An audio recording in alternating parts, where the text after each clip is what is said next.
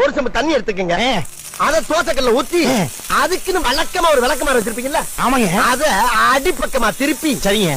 வரட்டுன்னு ஒரு 4 இழுப்பு இழுத்து சரிங்க, நல்லா கழுவி விட்டுருங்க. சரிங்க. ஒரு கிண்ண நிறைய மாவு எடுத்து பெரிய ரவுண்டாவும் இல்லாம சின்ன ரவுண்டாவும் இல்லாம சரிங்க, பொதுவா ஒரு ரவுண்ட ஊத்தி 4-5 வெங்காயத்தை போட்டு அள்ளி பொடி பொடியா நறுக்கி அப்படியே மேலாப்ல பரபர தூவி விட்டு, சரிங்க, ஒரு நீளமான கேரட் எடுத்து அதையும் பொடி பொடியா நறுக்கி, சரிங்க, அப்படியே மேலாப்ல பரபர தூவி விட்டு, சரிங்க, ஒரு 16 கரண்டி நெய் எடுத்து, சரிங்க, அதுல 6 கரண்டி நெய்ய உள் சைடு அப்படியே லேசா விளாவி விட்டு, சரிங்க, 10 கரண்டி நெய்ய தோசைக்கு வெளி சைடு அப்படியே மேலாப்ல விளாவி விட்டு, சரிங்க, இட்லி பொடி இருக்கு பாத்தீங்களா, அத அப்படியே அள்ளி மலை சாரல் மாதிரி அதை மேலாப்ல பரபர அப்படியே பேய விட்டு, சரிங்க, பொத்துனாப்ல அப்படி ஒரு பருத்து இப்படி ஒரு பருத்து அப்படியே ரெட்டி கலர்ல முருக விட்டு கம ஒரு ஊத்த பத்து எடுத்துட்டு